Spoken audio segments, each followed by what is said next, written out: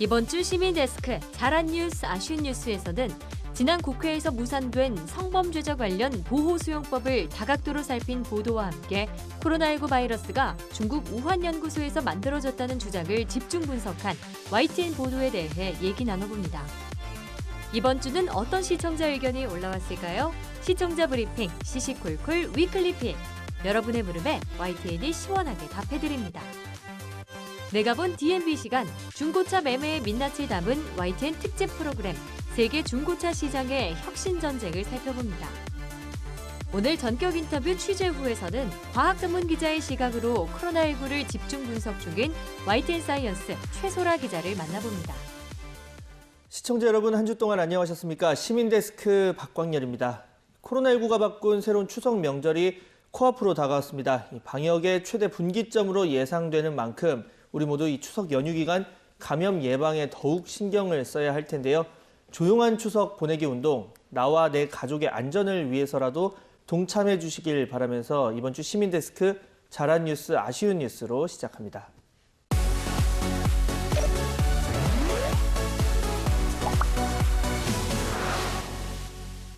네, 오늘 함께 이야기 나눌 분들 소개해드립니다. 한국여성민우회 김희영 사무처장, 이혜수 시청자평가원, 그리고 권영희 YTN 해설위원 나오셨습니다. 세 분 어서 오세요. 안녕하세요. 자, 지난주 역시 화제가 된 사건, 사고 아주 많았습니다. 추미애 가족청문회가 된 이 대정부 질문이 있었고, 또 국회 패스트트랙 충돌 사건이 17개월 만에 재판이 열렸습니다. 황교안 전 자유한국당 대표 등이 출석을 했고요. 또 잉글랜드 이 프로축구 토트넘의 손흥민 선수가 한 경기에서 무려 4골을 집어넣는 아주 기분 좋은 소식도 있었습니다. 자, 이런 가운데 아동 납치 성폭행범 조두순의 출소가 석 달도 채 남지 않았다는 소식이 들려왔습니다. 이 성범죄자 관련 보호수용법 제정 요구가 커지고 있는 상황인데요. 이 부분 먼저 짚어보겠습니다. 처장님께서 준비하셨죠? 네, 9월 15일에 방송된 팩트 Y, 돌아온 조두순 격리 가능할까라는 보도에 따르면 그 조 씨 출소를 앞두고 살던 동네 주민들의 반발을 언급하면서 그 언급하신 보호수용법 과 같은 이제 조 씨를 막기 위한 제도적인 필요에 대한 목소리가 굉장히 강화되고 있다라는 분위기를 전하며 해당 법안이 아동 성폭행범과 상습범, 연쇄살인범 등이 만기 출소하더라도 길게는 7년 동안 특정 시설에 격리할 수 있도록 하는 제도가 논의 중인데요. 지금 당장 논의를 시작하지 않으면 조 씨를 막을 길 없다는 내용으로 이제 그런 논조로 보도가 있었는데요. 네. 최근에 그 경기도 안산시가 이 사건에 대해서 조두순 관련한 언론 보도가 피해자의 2차 피해와 여러 이제 권리를 심각하게 침해하고 있다며 성명서를 내고 강한 유감을 뜻을 표현하기도 했는데요.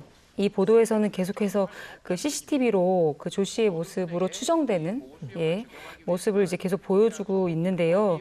그 계속해서 얘기되고 있으나 그 한국기자협회 성폭력 범죄 보도 세부 권고 기준에 따르면 언론은 범죄 사건 보도할 때 범죄 예방과 대안 마련과 같은 다소 공익적인 목적 달성을 위한 본연의 임무를 다해야 된다고 이제 언급돼 있어요. 특히 네.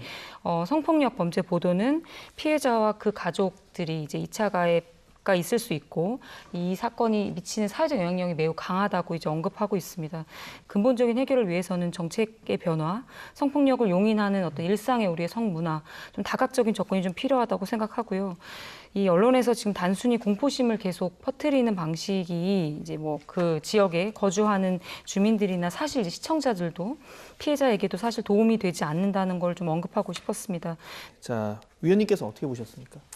네, 맞는 말씀입니다. 처장님 말씀하신 대로 대부분의 조두순 출소 관련 기사가 많은 사람들에게 불안감을 조성하고 있습니다. 그게 가장 큰 문제인 것 같습니다. 그나마 저희 보도는 일단 지명을 노출하지 않았고, 그다음에 현상보다는 앞으로 어떻게 해나가면 좋을지에 대해서 아주 적확하고 미래지향적이라 그래야 되나? 아주 근본적인 대책은 아니지만 그런 걸 짚고 있어도 그나마 다행이라고 봅니다. 저는 다각적인 접근 필요하다는 말씀 전적으로 동의합니다. 다각적인 접근이 있어야 근본적인 대책이 마련될 것이고 조두순 출소 몇 달 안 남았지 않습니까? 그런데 이 문제가 조두순 출소에 그치는 것이 아니라 앞으로도 지속적으로 발생할 가능성이 있기 때문에 다각적인 접근이 더 중요하다고 봅니다. 사실 저희가 이제 헤드라인이나 이런 걸 보면 공포를 조장하려는 기사인지 아니면 대책 마련을 위한 기사인지 이런 게 그래도 어느 정도 감이 온다고 할까요? 이럴 때가 있거든요. 예를 들어서 뭐 안산 시민 어떡하나, 피해자랑 너무 가까워 이렇게 그것만 정말 부각하는 건 그야말로 진짜 뭐 클릭수를 유도하기 위한 그런 거라면 이번 같은 경우는 사실 그러면 앞으로 어떻게 할 것이냐 뭐 이런 부분에 대해서 얘기를 했는데 아무튼 뭐 교육과 인식 변화, 구조적 변화, 인력, 예산 문제, 뭐 합당한 처벌 이 모든 게 다 결부가 돼야 된다는 건 뭐 자명한 말씀이고 12월 초에 아마 이제 출소를 하는 걸로 알고 있는데 그 전까지도 또 후속 보도가 많이 나오지 않을까 생각을 해봅니다. 자, 이번에는 이 평가원님께서 한번 뽑아주신 이 보도를 들어볼 텐데요. 이게 홍콩대 출신 이 박사가 미국으로 망명해서 이후에 연구 결과를 하나 공개를 했습니다. 이 코로나19 바이러스가 사실은 이 중국 우한 연구소에서 만들어진 것이다 이렇게 밝히면서 전 세계 이목이 집중이 됐는데 논문을 공개하긴 했습니다. 하지만 몇몇 부분에서 이 신빙성에 문제가 있다 이런 지적도 나오는 상황이고요. 관련해서 평가원님께서 YTN 보도 짚어주셨죠? 네, 9월 14일 뉴스가 있는 저녁에서는 중국이 만든 생화학 무기 코로나19 가짜뉴스 공유하는 것도 주의해야라는 앵커 리포트를 통해서 해당 뉴스를 다루었습니다. 변상욱 앵커는 교수의 주장과 함께 이에 대한 국내 전문가들의 논평을 나란히 덧붙여 소개를 했습니다. 학술적으로는 그녀의 주장을 단정할 근거가 현저히 빈약하다는 것이 전문가의 의견인데요. 사실이 확인되지 않은 정보가 가져오는 문제점은 이 사실과 거짓이 뒤섞이면서 사실 확인을 무력하게 만들고 감정적으로 또는 말초적으로 반응하게 만든다는 문제가 있는데요. 그것이 국제적으로 유통이 될 때에는 국제 분쟁으로 확대될 수 있다는 문제가 또 있습니다. 앵커는 허위 정보로 인해서 대규모 시위가 일어났던 유럽의 여러 사례를 소개하면서 가짜뉴스로부터의 거리두기를 당부하기도 했습니다. 코로나19가 장기화되면서 자기 안위에 대한 불안과 공포심이 극심한 상황입니다. 코로나19를 둘러싼 학계의 논의와 개인들의 주장들을 면밀하게 팩트체크하고 그것을 여론에게 알리는 것은 저널리즘의 역할이라 생각하기에 좋은 뉴스로 뽑았습니다. 네. 자, 뭐 방역뿐 아니라 요즘 워낙 이 미중 갈등 문제가 연일 보도되고 있는 만큼 이 국제 역학 관계에서도 아주 중요한 문제인데 특히 미국과 중국이라는 힘센 이웃을 두고 있는 우리 입장에서는 더 그럴 겁니다. 더 과학적으로 접근을 해야 할 텐데 위원님 어떻게 보셨습니까? 코로나19 같은 경우에는 국민들의 건강과 생명에 직결되는 거 아니겠습니까? 그렇기 때문에 가짜뉴스가 더 위험합니다. 네. 언론 종사자 입장에서도 최근 나돌고 있는 가짜뉴스 검증하거나 알아채기가 쉽지 않은 경우가 아주 많습니다. 그만큼 위험한 경우가 많을 텐데요. 국민들이 반드시 진실을 알아야 하는 것들이 있다면 반드시 팩트 체크를 하지 않을 수 없는 분위기입니다. 요즘 사회가. 그런 면에서 뉴이제에서 뭐 자주 시도하고 있는 이런 앵커가 직접 나서서 하는 팩트 체크 굉장히 좋아 보이고요. 대단히 시의적절하고 유익한 뉴스였다고 평가하고 싶습니다. 자, 반면에 이 관련 보도, YTN의 이번 이 관련 보도에서 조금 아쉬운 부분도 있었다고 하는데 평가는 어떤 부분입니까? YTN은 이후에도 관련 뉴스를 여러 차례 보도를 했습니다. 9월 18일 방송된 코로나19 유전자 조합 흔적 보여 논문 신뢰성의 의문이라는 뉴스 역시 그러한 보도 중 하나입니다. 해당 뉴스는 앵커가 유전자를 재조합해 코로나19 바이러스를 만들었다는 앤리멍의 주장이 과학적으로 오류가 있다고 언급을 했는데요. 때문에 이어지는 그 기자의 보도에서도 그녀의 주장을 반박할 어떤 과학적인 근거들이 제시되지 않을까라는 기대를 했습니다.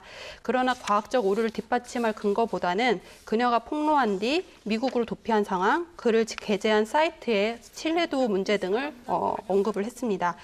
과학적 오류라고 한다면 앨리멍 교수가 인위적으로 유전자를 재조합해서 만들었다고 주장을 하는데 이 주장이 맞았다 또는 틀렸다를 판가름할 어떤 과학적인 실험 결과들이 소개되거나 재조합설을 반박할 과학적 원리들이 소개됐어야 하는데 과학적 검증의 결과를 들어볼 수 없어서 좀 아쉬웠습니다. 코로나19 바이러스의 기원에 대한 어떤 가설적 주장들은 꾸준히 나오고 있고 아직 확인해야 할 것들이 많습니다. 따라서 지금 앨리멍의 주장이 사실이냐 또는 가설로 그칠 것이냐라는 평가는 더 많은 과학적인 검증과 절차와 또 시간이 필요할 것이라고 봅니다. 그래서 YTN이 후속 보도를 통해서 이런 학계의 성과들 그리고 그 과정에서 발생하는 논쟁과 검증의 과정들을 계속해서 추적하고 보도해 나가길 기대하겠습니다. 네.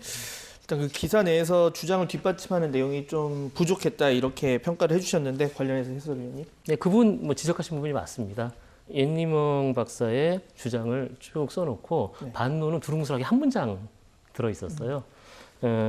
이게 이제 과학을 다루는 그런 쪽 출입 기자의 기사가 아니었고요. 해당 기사는 국제부 기사였는데요. 국제부 근무가 그렇습니다. 외신 보도를 위주로 다루고 보통 이제 야간에 이루어지는 상황을 주로 많이 다루기 때문에 기사를 아주 완결성 있게, 특히 뭐 이제 어려운 부분, 과학적인 검증이 대표적이겠죠. 전문가들에게 뭐 질의를 하거나 이러기 쉽지 않은 시간대이기 때문에 그랬을 거라는 생각이 드는데요. 그런 면을 좀 이해해 주셨으면 좋겠고요. 한 가지 또 변명을 드리자면 그 이후에 뭐 저희 사이언스 TV국이나 이런 데 이제 과학을 전문적으로 다루는 기자분들께서 그 이후로 후속 보도를 많이 했고요. 앞으로도 제대로 된 검증을 통한 후속 기사를 작성을 하겠다고 약속을 했습니다. 자, 저희가 관련된 내용을 잠시 뒤에 이제 여기서 더 얘기하기보다는 취재 후라는 코너가 있는데 거기서 이 YTN 사이언스 과학 전문으로 하는 최소라 기자가 더 자세하게 내용을 좀 풀었습니다. 제가 원고를 미리 좀 봤는데 뭐 염기서열 이런 말도 있고 4의 6승분의 1 이런 이 문과한테는 아주 무시무시한 말들이 나오던데 잠시 뒤에 좀 주의 깊게 봐주시면 될 것 같고요. 저희가 이 부분도 앞으로 계속 치우치지 않는 보도를 위해서 노력을 하도록 하겠습니다. 자, 이런 가운데 이 길어지는 코로나19 사태, 이제는 어려운 이웃을 돌봐야 하는 사회복지 종사자들마저 정신적인 고통에 지쳐가고 있다고 하는데요. 이번에 처장님께서 관련한 보도 짚어주셨죠? 네. 코로나19랑 이제 우울을 뜻하는 영어 단어죠. 코로나 블루에 대해서 이제 언론에서 많이 언급되고 있는데요. 지금 코로나 블루 문제가 좀 심각하면서 이제 여기서 보도됐던 거는 그 9월 14일에 방송된 코로나 블루 노출된 사회복지사들 직업 환경 개선 요구라는 제목의 보도였는데요. 구체적으로는 사회복지사들의 이제 돌봄 업무로 인해 발생되는 우울 문제를 좀 제기했기 때문에 좀 긍정적으로 봤습니다. 지금 계속해서 이제 좀 다소 좀 심리적인 문제로 이제 계속 제기되는 측면이 있는데 사실 그에 기인하는 사회적인 조건, 노동 문제도 분명히 존재할 텐데요. 그게 이제 굉장히 필요한 시점에 적절한 뉴스였다고 봤고요. 돌봄을 받는 사람들도 지금 굉장히 어렵죠. 아동이든 노인이든 뭐 이렇게 병원에 있는 분들이든 굉장히 어려운 만큼이나 사실 돌봄을 제공하는 사람들의 어려움이 발생할 때 사실 전 사회적 영향력이 굉장히 이제 크다고 볼 수 있는데요. 뭐 사회적으로 지금 다 비대면이 원칙이지 않습니까? 모두가 비대면이지만 이 비대면 일상을 떠받치는 누군가의 안전이 이제 얘기될 필요가 있는데요. 지금 사회복지사들 안에서도 뭐 가사도우미, 뭐 아이 돌보미, 뭐 급식 노동자, 방과후 교사, 장애인 활동 보조인, 뭐 재가 방문 요양보호사 등 사회복지사들이 굉장히 많이 돌봄으로 인한 심리적인 피로, 이것에 기인하는 여러 불안정한 노동 문제가 지금 심각한 상황인 것 같습니다. 앞으로도 YTN에서 이 여러 사실은 관심을 되게 집중시키기 어려운 문제를 계속 제기하는 것이 되게 필요하다고 생각했습니다. 사실 지금 뭐 사회나 뭐 경제, 문화, 뭐 사회 곳곳에 정말 모든 삶이 아주 코로나19로 직격탄을 맞은 상황인데 사각지대를 참 잘 비춘 보도였다는 평가가 나왔습니다. 위원님 어떻게 보셨습니까? 네, 맞습니다. 코로나19로 고통받는 분들이 너무너무 많잖아요. 헤아릴 수 없을 만큼 많은데 그런 쪽에 대한 뭐 대신 보도도 잇따르고 있는데 저 사회복지사분들 같은 경우에 생각지도 못했어요. 사회복지사들이 돌봐주는 분들이 정말 어렵겠다, 힘들겠다 이런 생각은 왕왕했었는데 돌봄이 필요한 분 말고 돌봄을 제공하는 분들도 힘들겠구나 이런 생각은 잘 안 하게 되더라고요. 그런 면에서 생각을 바꿔준 일깨운 좋은 보도였다는 생각이 들고요. 사각지대가 너무 많잖아요. 언론은 힘이 셉니다. 언론에서 관심을 갖고 보도를 하면 많은 사람들도 관심을 갖게 되고 행동에 나서게 되고 사회 제도도 바뀔 수 있다고 생각하거든요. 그런 면에서 처장님이 지적하신 눈에 띄지 않는 곳에서 이 사회를 지탱해가는 많은 분들에 대한 그런 보도도 관심 속에서 이어져야 할 거라고 봅니다. 네, 뭐 비단 사회복지사뿐 아니라 이 다양한 곳에서 다양한 분야에서 돌봄을 제공하는 분들에 대해서 저희 언론이 더 관심 갖고 지켜보고 또 보도까지 할 수 있도록 하겠습니다. 네, 오늘도 이 YTN의 더 나은 보도를 위한 이 세 분의 심도 있는 분석과 해설 잘 들어봤습니다. 오늘 세 분 말씀 감사합니다. 믿고 보는 뉴스를 만들기 위한 노력은 계속됩니다. 시청자 브리핑 시시콜콜 위클리픽. 이번 주 시청자 의견 함께 보시죠.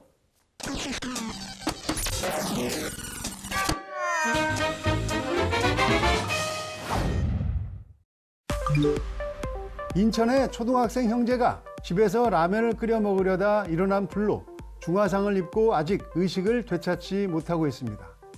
이 뉴스가 보도되면서 그 형제를 돕고 싶다는 시청자 전화가 YTN에도 이어지고 있습니다. 또 코로나19로 온정의 손길이 줄어 벌써 연탄 걱정을 한다는 취약계층에 대한 보도가 나간 뒤에는 그런 분을 어떻게 하면 도울 수 있느냐는 시청자 전화도 있었습니다. 화재 나면 흙에다 다치는 애들을 좀 도와주려고 생각하는데요. 어떻게 해야 될까요? 기사에 달린 댓글에는 두 아이의 생명을 살려달라고 기도하는 댓글도 있었고 형제들이 잘 살 수 있게 이제라도 나라에서 잘 보호해달라는 글도 있었습니다. 코로나19로 온정의 손길이 줄어든 현장을 취재한 손효정 기자의 보도에 대한 반응도 이어졌습니다. 뉴스 모니터단은 본격적인 추위가 시작되기 전에 도움이 필요한 현장을 보도해 연말에 나오는 보도와 차별화를 이뤘다고 평했습니다. 조금 전에 그 뉴스에서 연탄 공장 기부하는 그 뉴스 자막에 나왔는데 그 연탄 공장 기부하는 거 그 전화번호 좀 알고 싶은데요. 인천의 초등학생 형제를 돕기 위한 기부는 기정 기부 신청을 받는 학산 나눔 재단에서 받고 있습니다. 학산 나눔 재단 사이트로 들어가시면 팝업으로도 공지되어 있습니다. 전화번호는 032-230-1420입니다. 연탄 걱정하는 가정을 돕고 싶으시면 서울연탄은행으로 연락하시면 됩니다. 전화번호가 02-934-4933입니다. 코로나19로 많은 것이 어려워져도 어려운 이웃에 대한 따뜻한 마음과 손길까지 어려워지지는 않은 것 같습니다.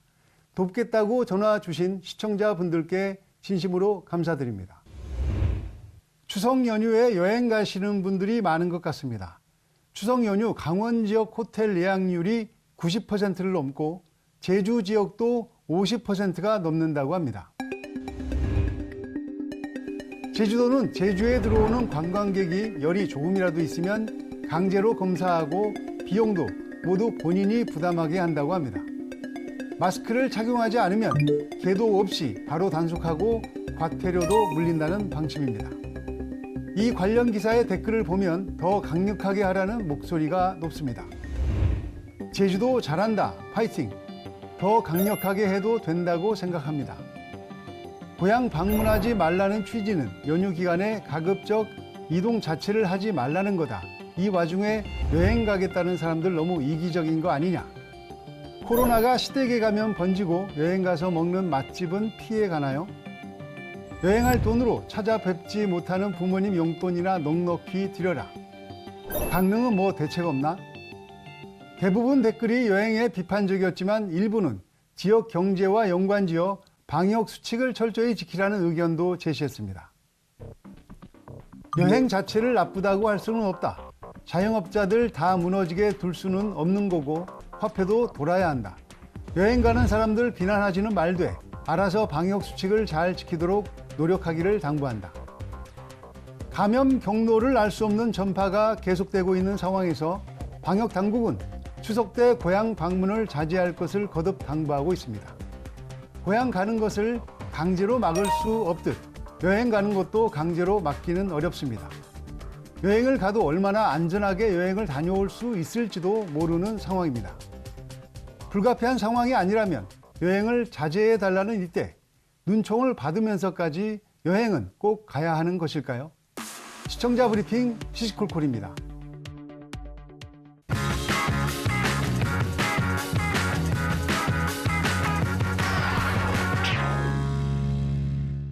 YTN DMB에서 방송된 프로그램을 평가하는 내가 본 DMB 시간입니다. 오늘은 최근 꾸준한 성장세를 보이고 있는 중고차 시장의 모습을 담은 YTN 특집 프로그램 세계 중고차 시장의 혁신 전쟁을 살펴봅니다.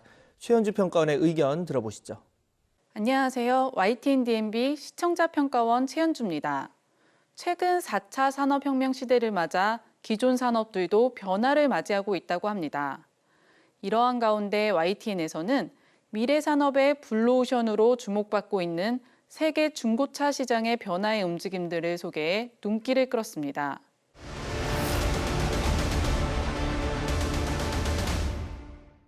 총 2부로 구성된 YTN 특집 세계 중고차 시장의 혁신 전쟁은 국내의 중고차 시장의 현실을 진단하고 성공적인 변화를 맞이하고 있는 해외 시장의 성공 요인들을 살펴봤습니다. 지난 10년간 꾸준한 상승세를 타고 성장한 전 세계 중고차 시장. 반면 우리나라 중고차 시장에 대한 인식은 여전히 좋지 않다. 국내 중고차 거래의 현상을 파악하기 위해 제작진이 소비자로 가장해 허위 매물 거래 현장을 잠입 취재하는 모습이 그려졌습니다. 이러한 취재 과정은 프로그램의 긴장도를 높이고 시청자들의 주의를 환기시키는 요소로 작용하기 충분했습니다. 더불어 제작진들은 미국과 독일, 일본 현지를 찾아 그들이 어떻게 소비자로 하여금 신뢰를 얻고 시장을 확대해 나갈 수 있었는지를 다양한 자료와 관계자들의 인터뷰 등을 통해 담아냈습니다. 이와 같이 국내 자동차 시장의 문제점을 보여주고 뒤이어 성공적인 해외 사례들을 배치하는 구조는 국내의 불투명한 중고차 거래 문제를 극명하게 드러내고 앞으로 우리가 나아가야 할 방향을 모색하려는 프로그램의 기획의도를 명확하게 보여준다는 차원에서 성공적으로 느껴졌습니다. 하지만 전체적으로 국내 중고차 시장의 부정적인 측면만을 다뤄 자칫 시청자들의 불신을 부추기고 정직한 판매업자들에게는 좌절감을 줄 수 있다는 점이 우려되기도 했습니다. 덧붙여 우리나라도 변화의 움직임이 보이고 있다는 성우 멘트 한 줄로 최근 우리 시장의 변화를 뭉뚱그려 설명한 점도 아쉬웠습니다. 올바른 선택이 필요하다. YTN 특집은 매번 다양한 주제와 신선한 시도를 통해 시청자들에게 새로운 정보 제공은 물론 우리 사회 문제를 제기하는 역할을 해내고 있습니다. 앞으로도 더욱 참신한 이야기들을 YTN 특집에서 만나볼 수 있기를 기대해 봅니다.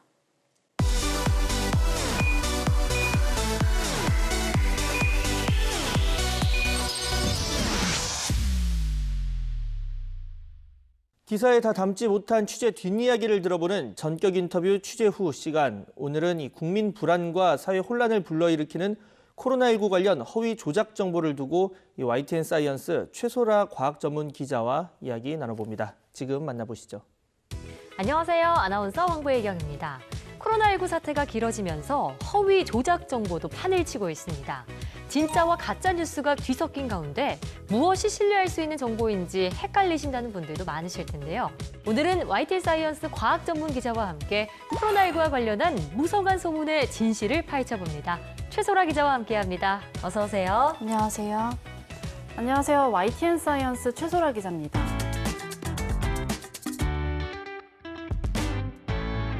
YTN 사이언스는 올해로 개국 13주년을 맞은 국내 최초의 과학 전문 채널인데요. 요즘 같은 때 더욱 다방면으로 코로나19 소식을 전하고 있죠. 네, 그렇습니다. YTN 사이언스는 거의 과학계 모든 소식을 전하고 있는데요. 거의 원래는 과학 2부 이제 소식을 전했다면은 코로나19 때는 코로나19 이 새로운 정보에 관련해서 집중해서 좀 보도를 하고 있습니다. 일반 기자와 다르게 과학 전문 기자로서 어떤 점에 좀 주안을 두고 계신가요? 확진자 수가 얼마나 된다, 얼마나 빨리 퍼지고 있다 이런 현안 보도도 굉장히 중요하지만 이제 과학 전문 기자로서는 보려고 하는 부분들이 이 이면에 이런 현상을 설명할 수 있는 어떤 이론이라던가 어떤 설명, 과학계 분석들을 좀 더 보도하고 있습니다. 네. 예를 들어 이제 코로나19 바이러스가 코로나 바이러스 계통이거든요. 네. 그래서 사스나 메르스와 굉장히 비슷한 바이러스인데 이때와 비교해서 전파력이 얼마나 되는지 그 이유는 뭔지 왜 이런 현상이 나타나는지 그 이면에 있는 유전자 변이는 어떻게 됐는지 이런 것들을 이제 찾아서 또 분석해서 심도 있는 기사를 내놓고 있습니다. 현상의 원인을 찾아서 거기에 대한 분석 기사를 내놓고 계신 거군요. 자, 그런데 전 홍콩대 교수죠. 옐리멍 박사가 최근에 충격적인 주장을 했습니다. 논문을 발표했는데 공신력 있는 자료는 아니라고요? 네, 그렇습니다. 논문이라는 게 원래 발표가 되기 전에 먼저 이 전문가들, 동료 과학자들의 예. 검증을 거쳐서 이게 피어 리뷰라고 하는데요. 네. 거쳐서 저널에 실리고 이게 어떤 좋은 저널에 실리느냐에 따라서도 신뢰성이 좀 이제 천차만별인데요. 그런 검증 과정을 하나도 거치지 않은 단순히 아직까지는 주장에 불과한 겁니다. 네, 자, 아직까지는 주장에 불과하다고 하셨는데 이 주장의 신빙성이 좀 떨어지는 건가요? 전문가들은 이 옐리먼 박사의 논문이 근거가 좀 빈약하다라고도 하기도 했고 심하게는 오프 더 레코드로 거의 음모론 수준이다라고까지 말을 했습니다.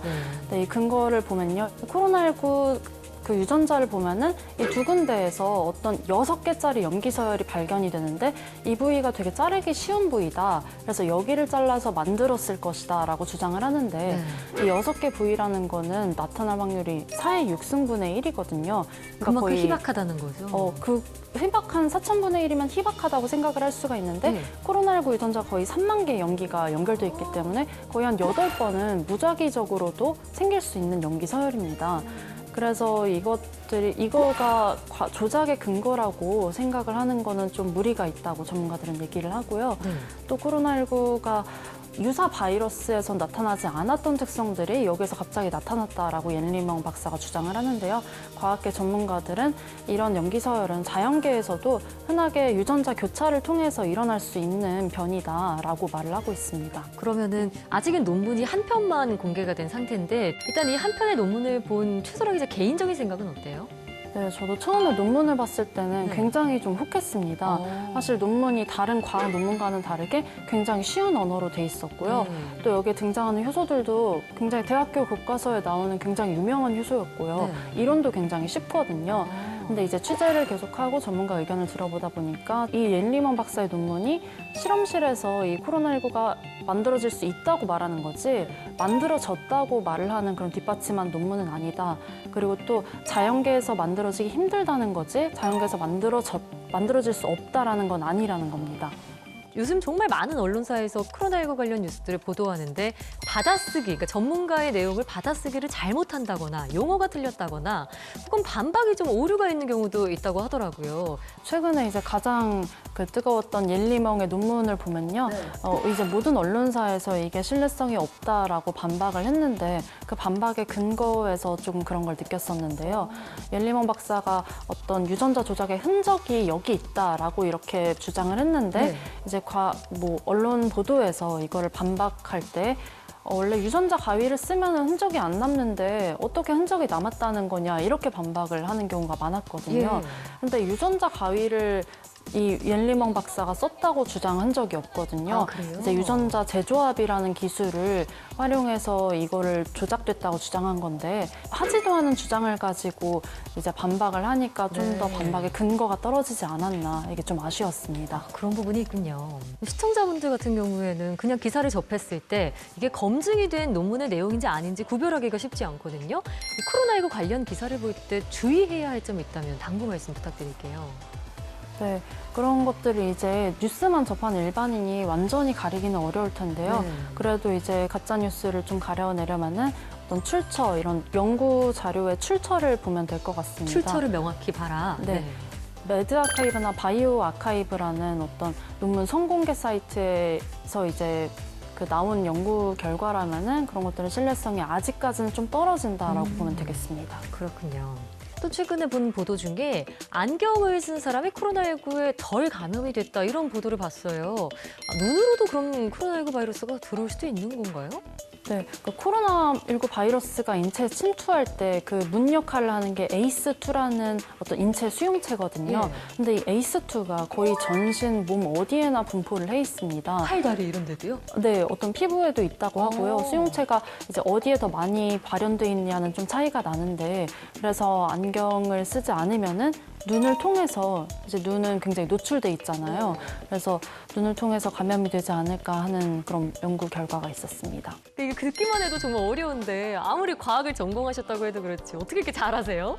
네, 입사한 이후에 계속 과학 쪽만 있었기도 했고요. 또 이제 전공이 생화학이다 보니까 바이오 쪽에 관심이 가기 때문에 논문 보도가 나오면 논문, 원문을 찾아보고 계속 하기 때문에 좀 더 남들보다는 자세히 알지 않을까 생각을 합니다. 네, 그게 정말 과학 전문 기자 또 과학 전문 채널로서의 강점이 아닌가 싶은데 앞으로 과학 전문 기자로서 또 어떤 역할을 하고 싶으신지 한 말씀 듣고 싶은데요.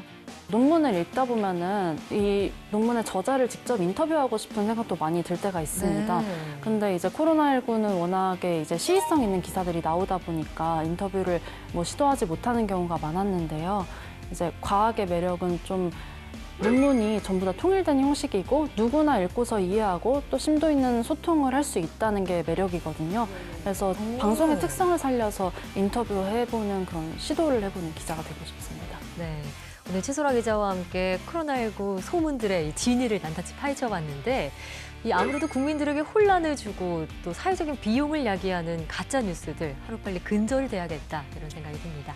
오늘 나와주셔서 고맙습니다.